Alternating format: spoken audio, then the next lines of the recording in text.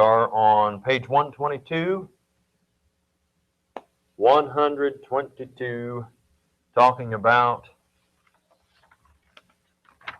the return of Jesus Christ, study number 18. Here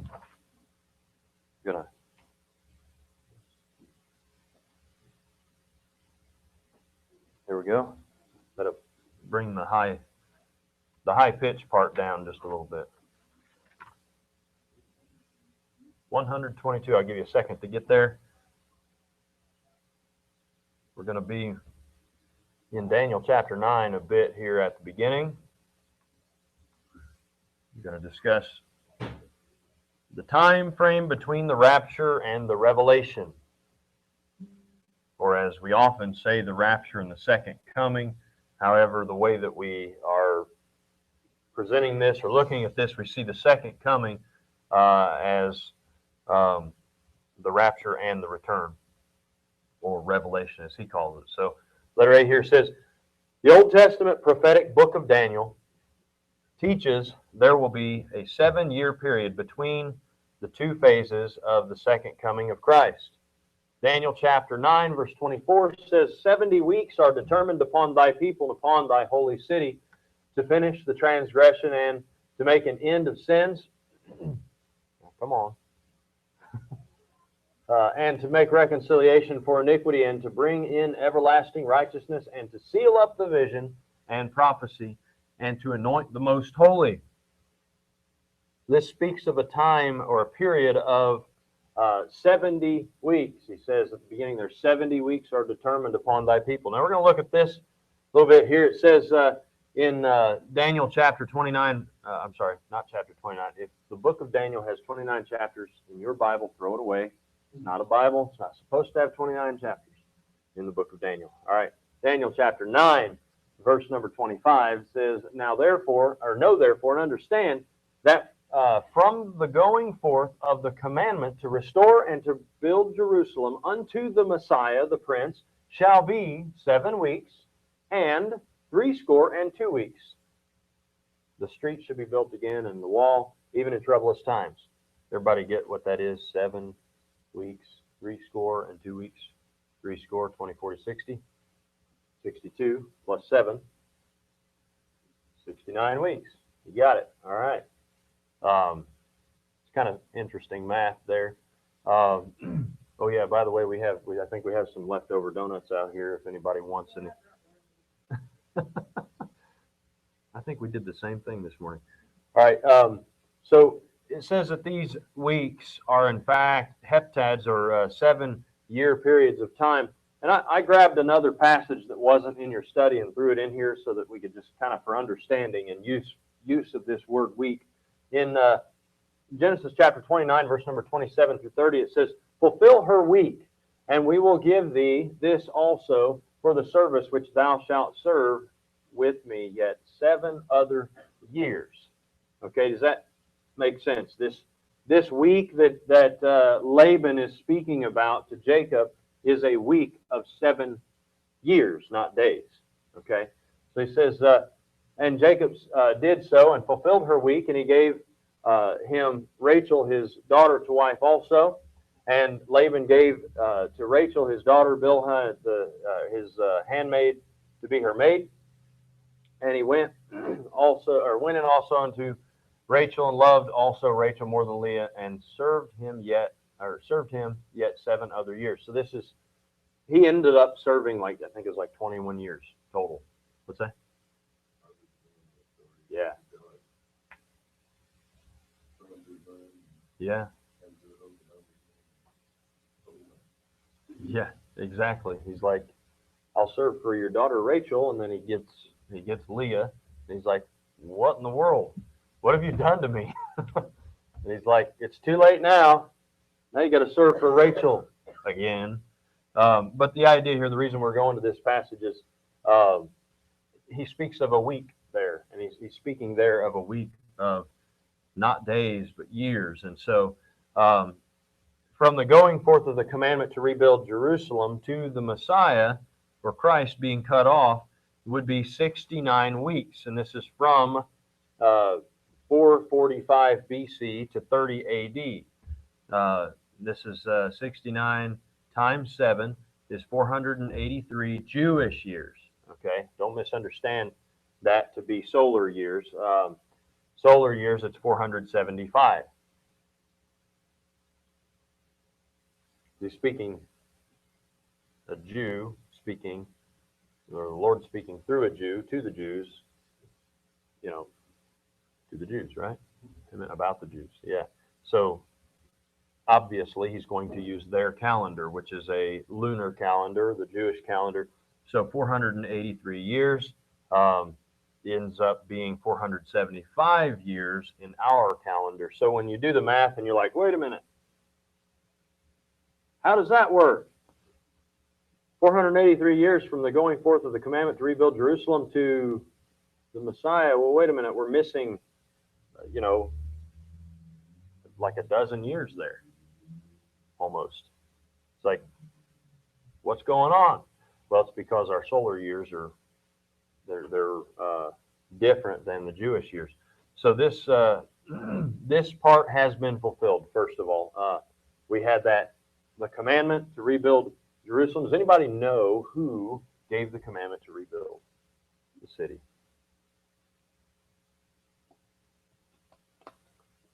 There were actually two kings that did so. There's one that specifically, there's one that says to go and rebuild the temple, and there's one that says to go and rebuild Jerusalem. And now I can't remember which one said which, but I remember who they were. There was Artaxerxes, and there was Cyrus. Cyrus was actually mentioned like long before he was born. God said that Cyrus would give the commandment from God. That thing is like down lower than it should be, I think. Oh well, we'll fix it later. Maybe we just.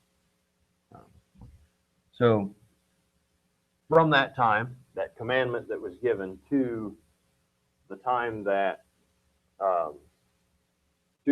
Jesus was cut off, crucified, there's 483 years. Now that leaves us with one more week. We have 69 weeks. Out of those 70 weeks has been used up, and there's one more week. And Daniel chapter 9, verse 27 speaks of how that week is going to begin. And, or it says it's yet to begin. It says, and he shall confirm the covenant with many for 1 week. And in the midst of the week, he shall cause the sacrifice and the oblation to cease. For the overspreading of abominations, he shall make it desolate, even until the consummation. And that determined shall be poured upon the desolate. So notice here that between 25 and 27, of course, we had verse 26 as well that we didn't really discuss, but between 25 and 27, it just kind of discusses more. Verse 26 kind of discusses more about what happens when the Messiah is cut off, and then there's a flood into the city, meaning a flood of people. They take out basically AD 70, which happened after the Messiah was cut off at AD 30 roundabout. AD 70 is when Rome came in and invaded Israel or Jerusalem and destroyed the city, burned down the temple, and you know, just as Jesus said, there was not one stone left upon another. They just took it out. And so, anyways, this passage between verse 26 and 27, there's a gap in the prophecy. There's something that happens in between there, and we're in that gap right now. We're waiting for the one who is to come to confirm the covenant with many. And that covenant will be, as you'll find other passages dealing with it, it'll be a peace treaty. It'll be a covenant that will ensure world peace, especially for Israel and those around them. But he's going to do that for a week. He's going to confirm the covenant for 1 week, and then he's going to like stop the whole thing, mess it all up right in the middle of that week. So that 1 week is going to be a 7-year week, just like this other 69 weeks. But it says the present day of grace began at the cutting off of the Messiah, and God's prophetic clock stopped at the end of the 69th week when the Messiah was cut off or crucified. The final 7 years of Daniel's prophecy will begin with the rapture. Christians will be caught up and will not be involved in any of the events which will transpire on the earth during this period. I'm going to make a correction there. I don't believe that 70th week begins with the rapture. The 70th week begins with that covenant. Okay? The rapture may happen the same day as that covenant happens, or it may happen like days before, months before, a year before. I don't know. But I do know that before the covenant happens, the rapture takes place, because it's the time.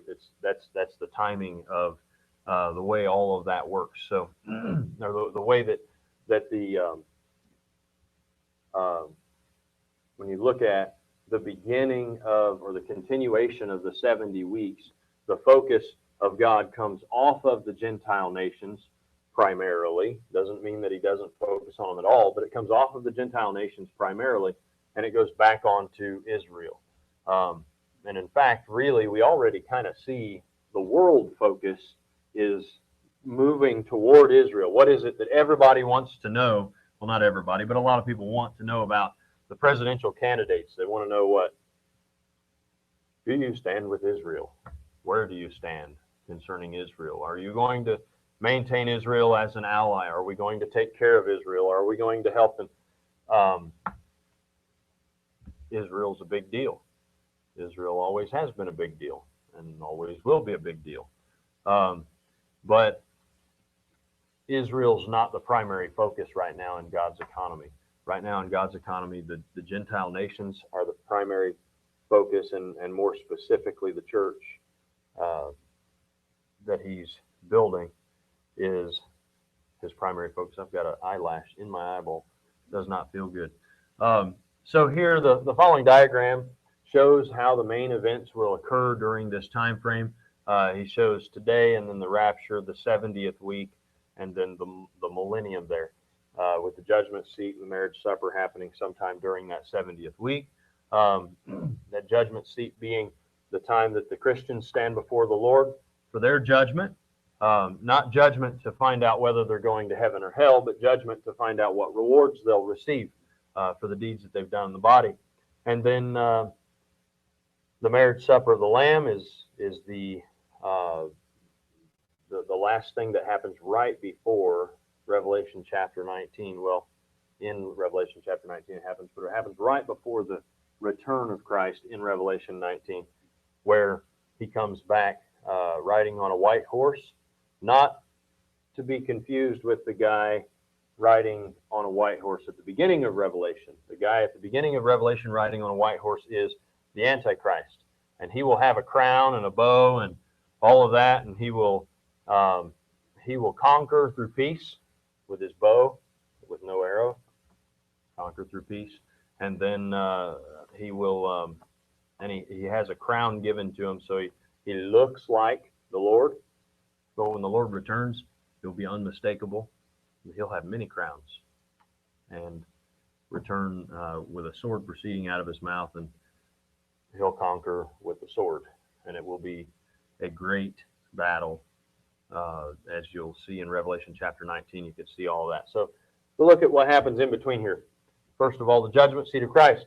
According to 1 Corinthians 4:5, which says, Therefore judge nothing before the time until the Lord come, who will bring to light the hidden things of darkness, and will make manifest the counsels of the hearts, and then shall every man have praise of God.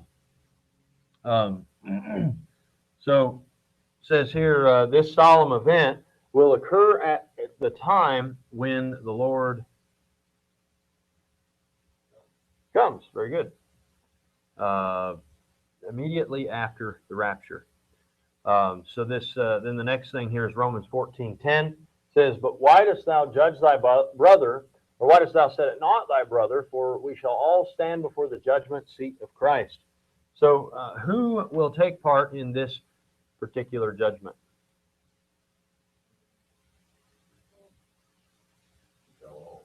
It does say all. What's the context? Who is Paul speaking to? I mean, we can say that in a general sense, we will all, everyone, saved and lost, will stand before the judgment seat of Christ, because his judgment seat is his judgment seat.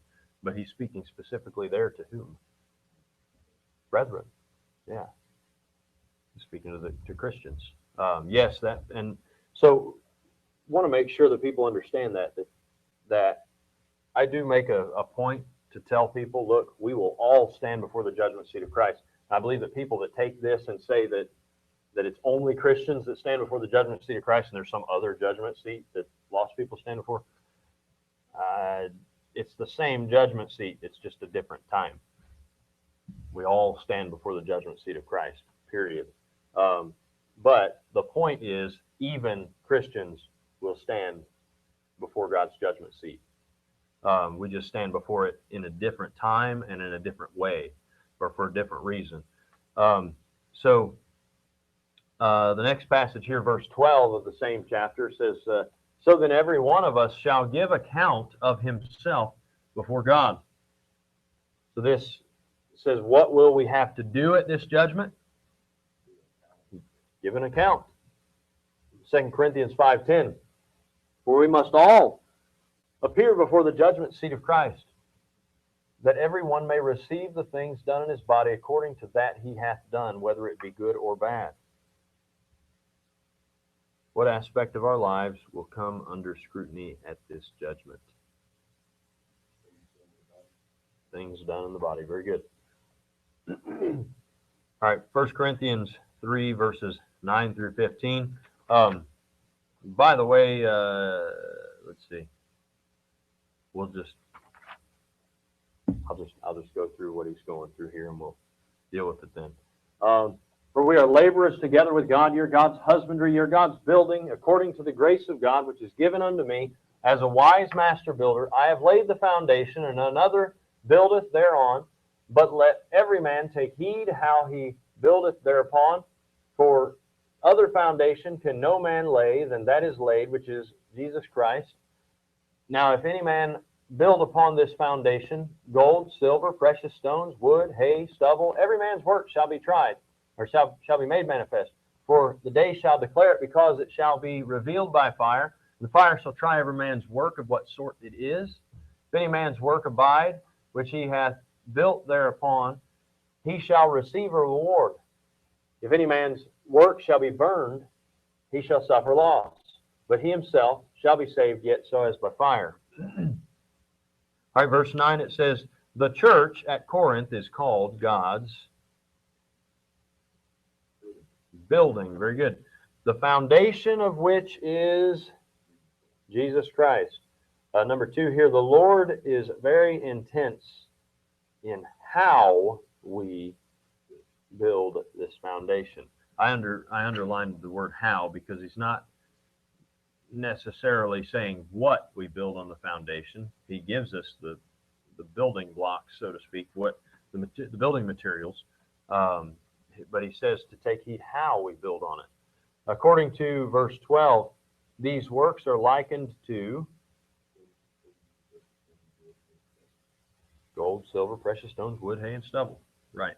So the fire of this judgment will try the works of every Christian. It says, according to verse 15, is it possible for a Christian who has never acceptably served the Lord to be lost and cast into hell?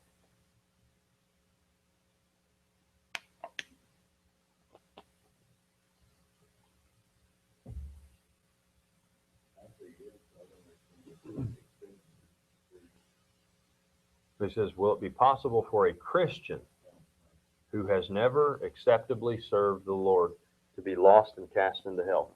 The answer is no. Now, let me back up for a second there. A Christian who has never acceptably served the Lord might not be a Christian. Okay, so Um, I, I don't want to like take too much time to jump into all of that. I'm not saying that he is not a Christian, but I'm saying he might not be a Christian. So I don't want to emphasize that point because I don't want to give anyone false hope or false security. But at the same time, I also don't want to give someone a false doubt either. Okay, according to verse 14, what will the Christian who has acceptably served the Lord receive? A reward. Very good. All right, so the Bible speaks of these rewards as crowns. There are 5 crowns we can receive as a reward for our for our life as a Christian. I like what he does here, but I also don't want to like limit this into this little category here because I've heard people preach about the 5 crowns and all of that kind of thing, but it also speaks of people being a crown. In fact, what it says, for what is our hope or joy or crown of rejoicing? Are not even ye in the presence of our Lord Jesus Christ at his coming? So he's literally saying here that the Thessalonians are his crown of rejoicing, his hope, his joy, his crown of rejoicing. But here he uses this passage to say that this is the soul winner's crown. And, sure, exciting. I'm fine with that.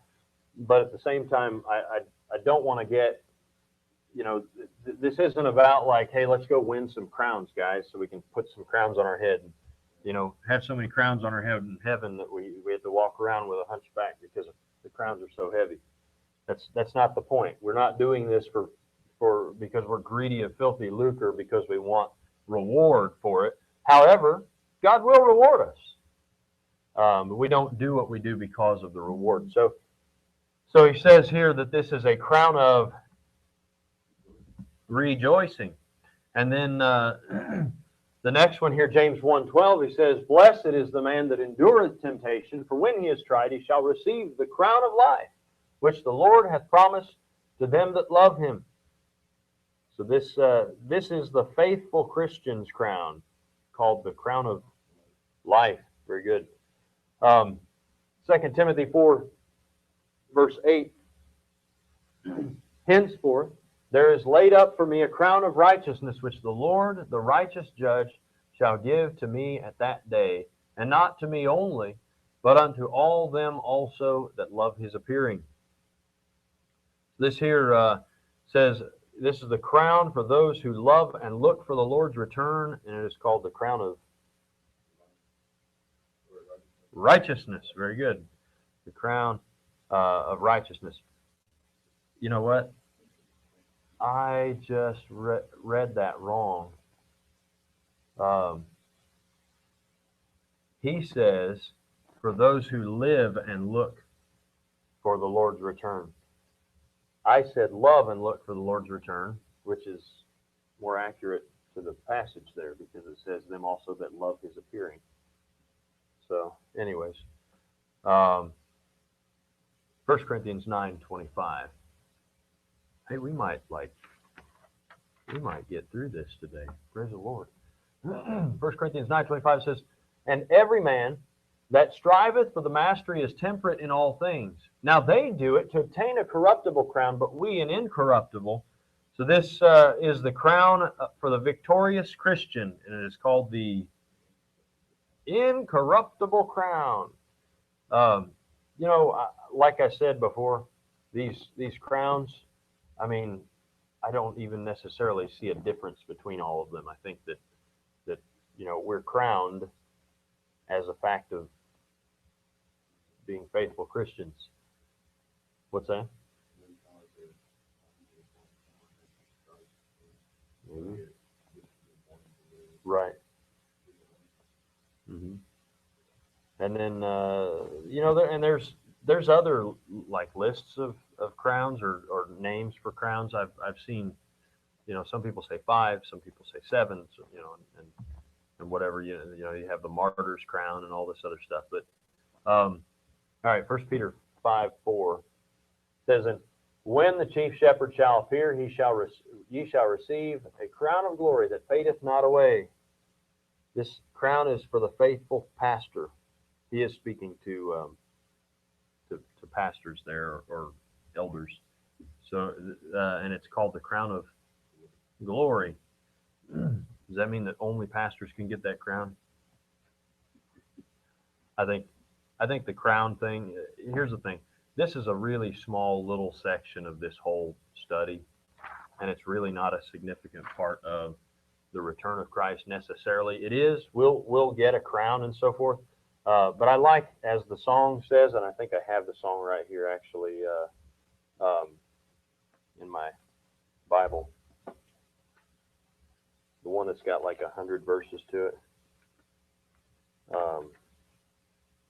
The bride eyes not her garment, but her dear bridegroom's face.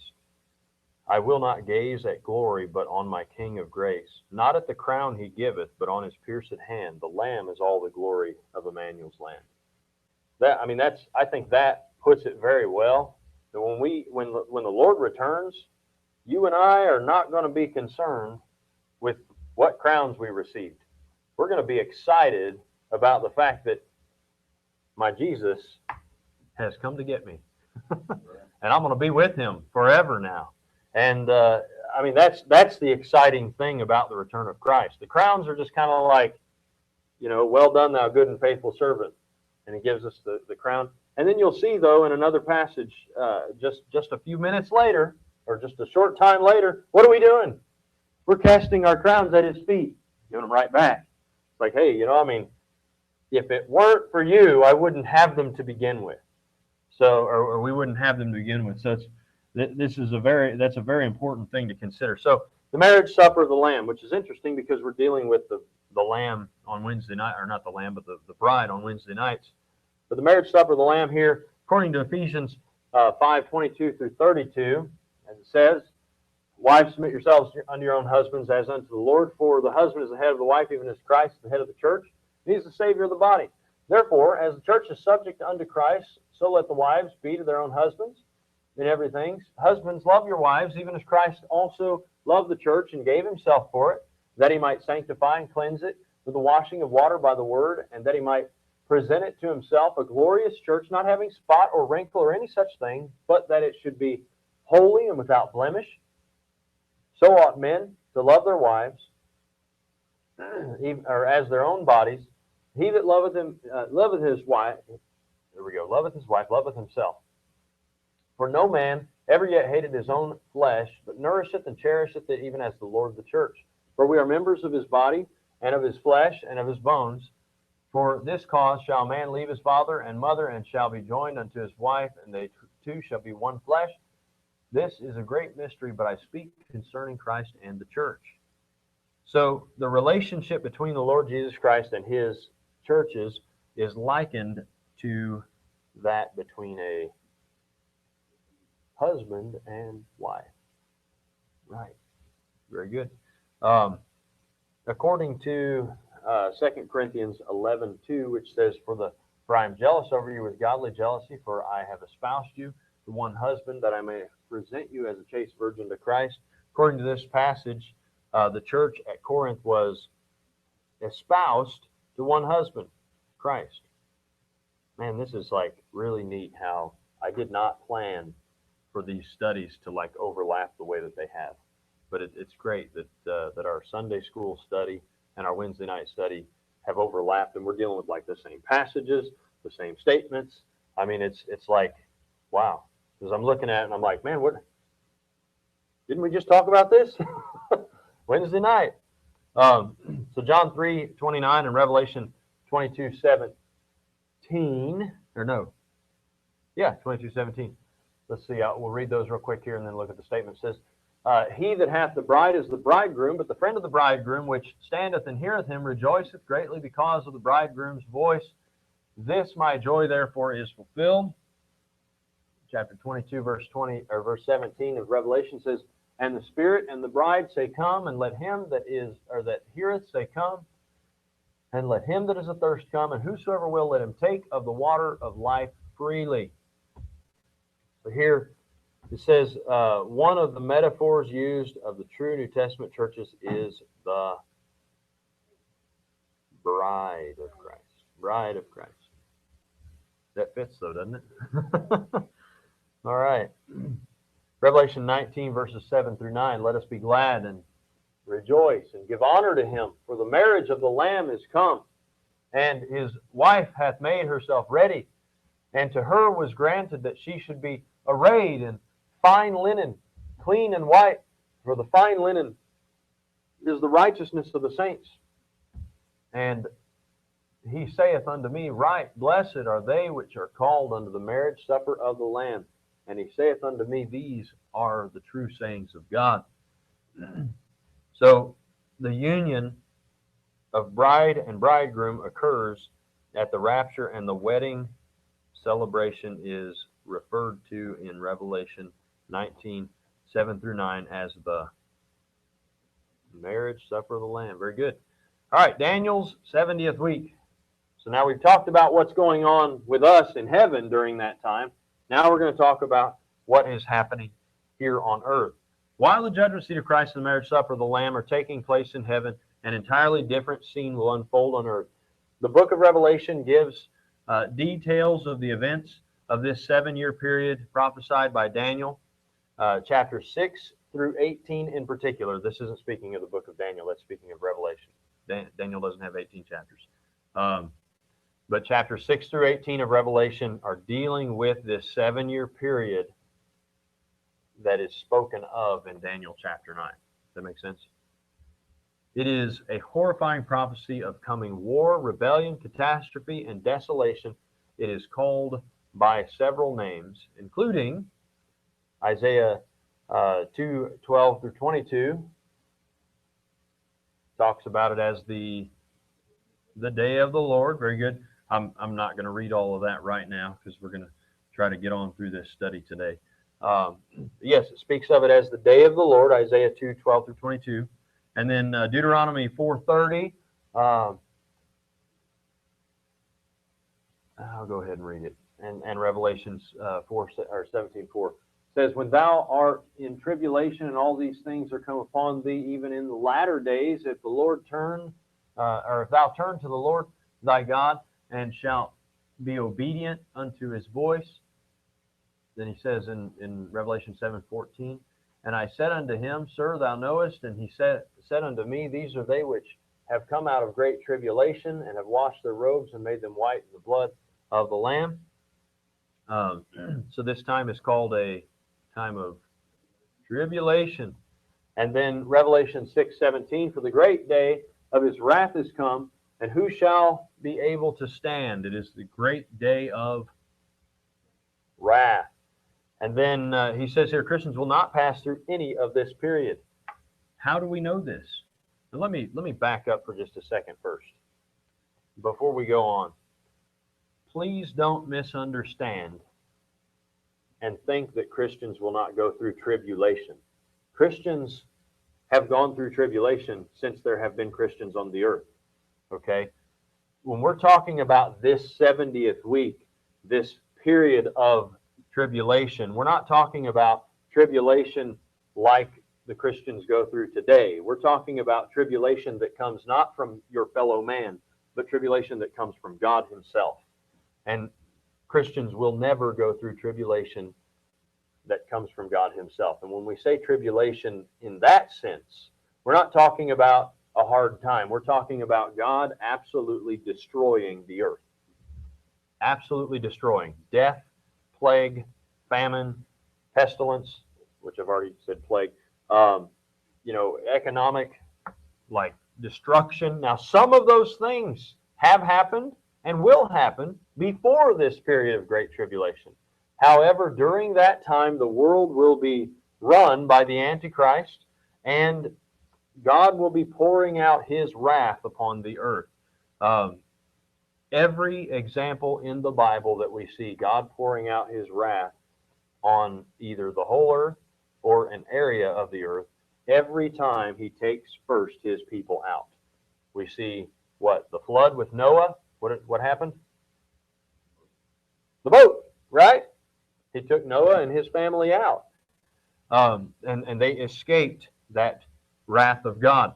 And then in Sodom and Gomorrah, we had Lot and his wife and children.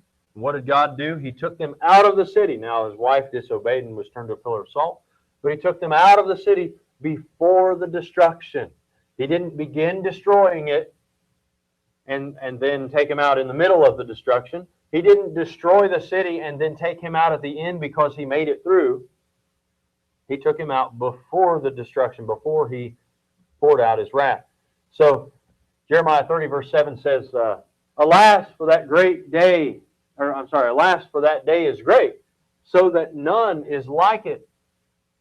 It is even the time of Jacob's trouble, but he shall be saved out of it. This is the time of whose trouble? Jacob's trouble.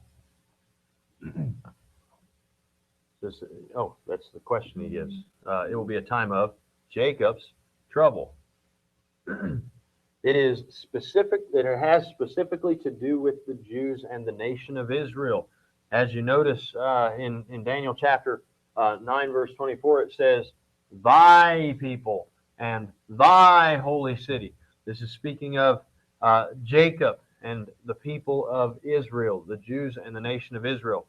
Revelation 3:10 says, because thou hast kept the word of my patience, I will keep thee from the hour of temptation, which shall come upon all the world, and to try them that dwell upon the earth.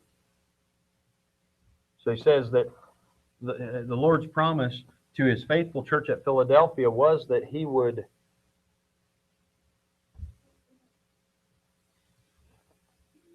working ahead there.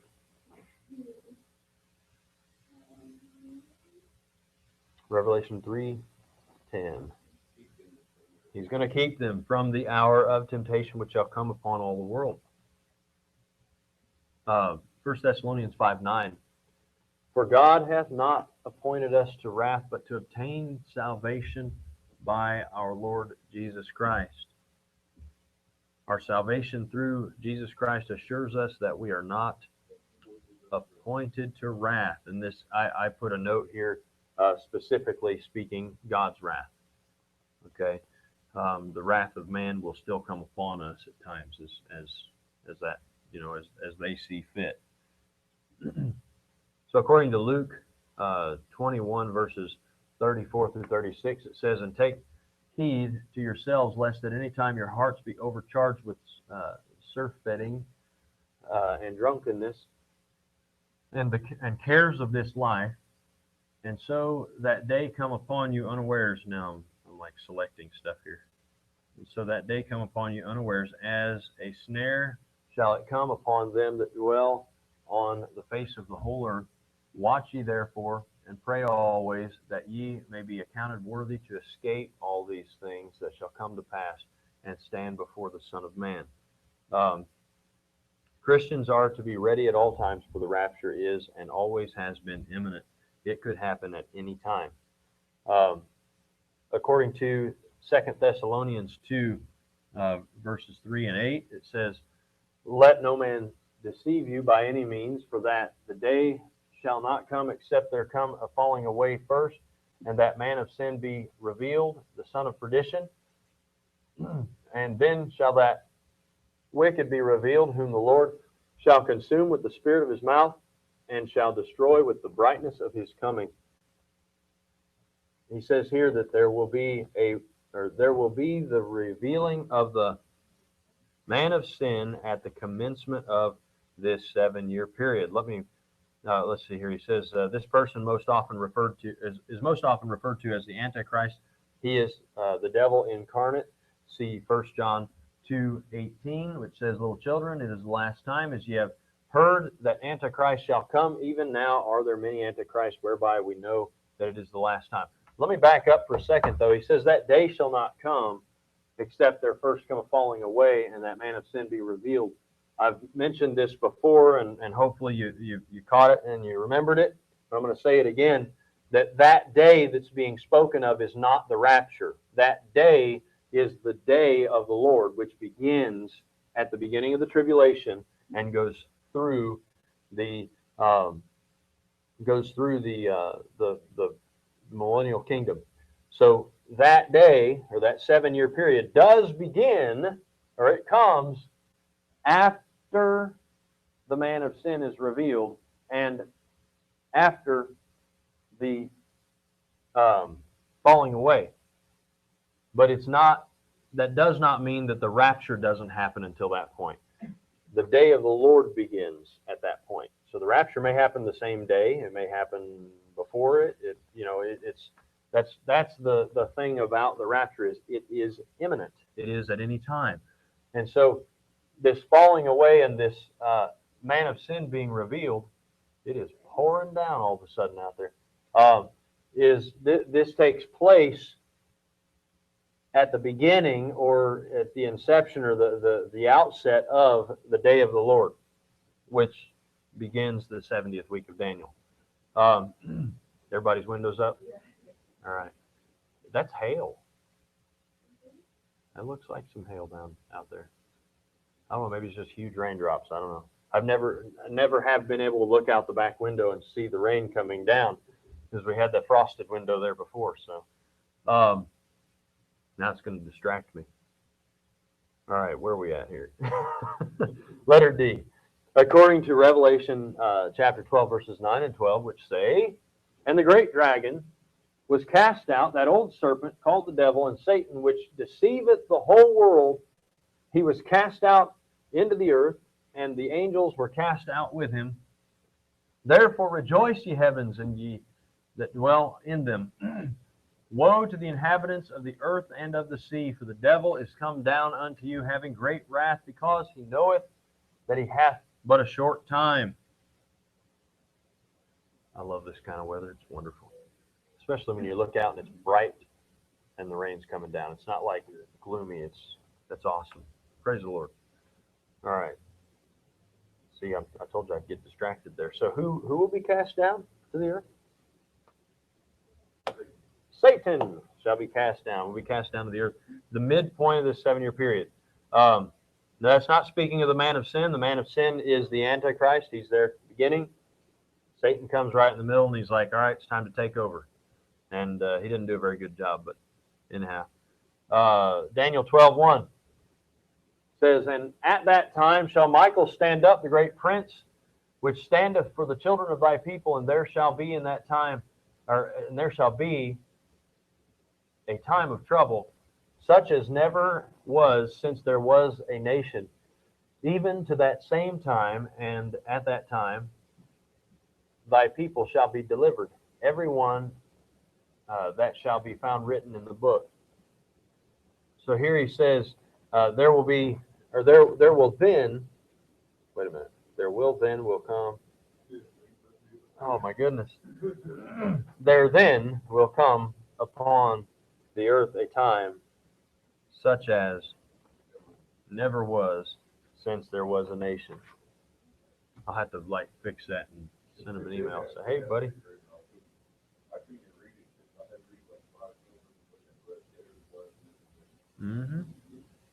Matthew 24 verses 15 through 24.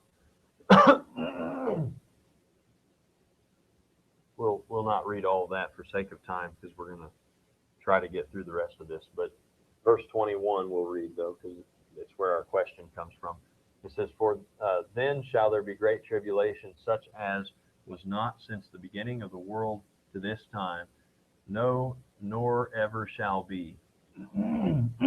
This awful time is called the Great Tribulation.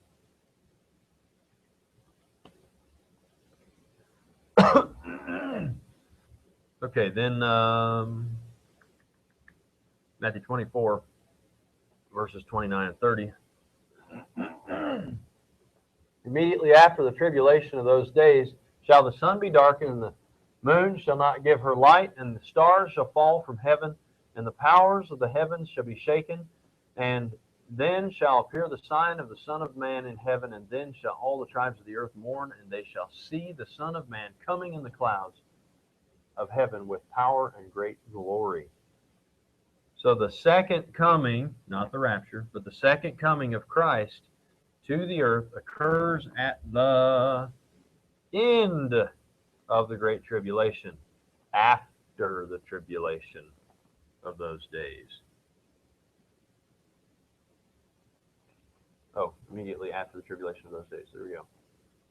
At the end is when he returns to stay for the millennium, which we'll talk about really fast here.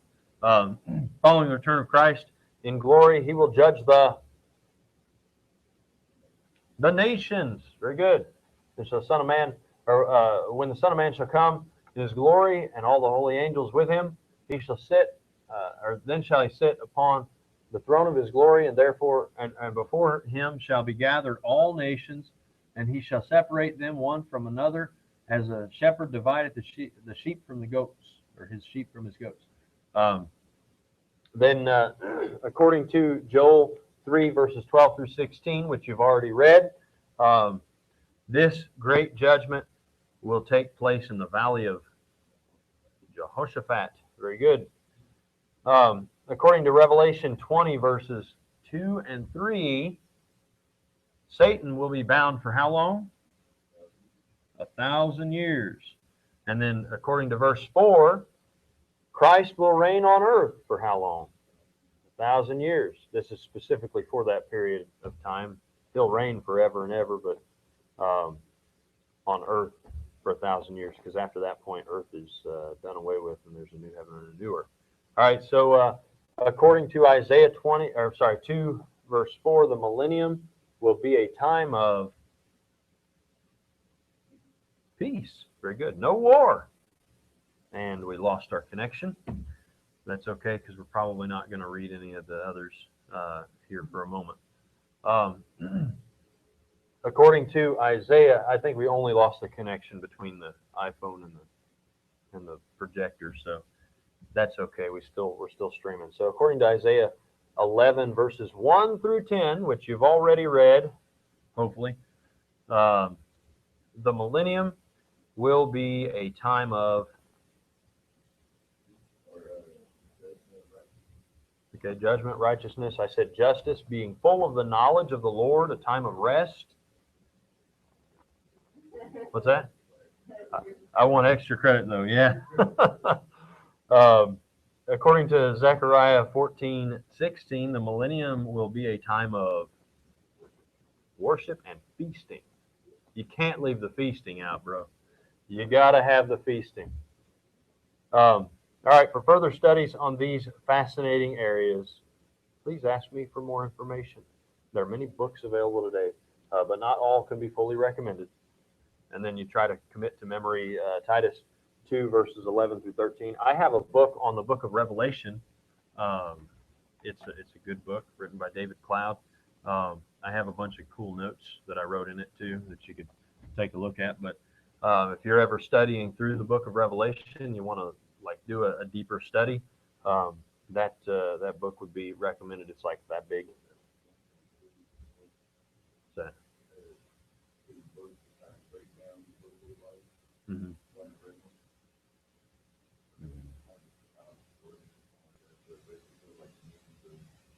Yeah, those I don't fully recommend, but yeah, there's. Oh, okay. Well, we've got like a whole bookshelf of them back there, but anyways. Oh, okay. Yeah. Well, yeah, I've got a gray and red one that's real thick, spiral bound. That's got some good stuff on Revelation, and I've got a lot of stuff in the study materials folder on my Dropbox that you can look at. Any questions or comments on this subject?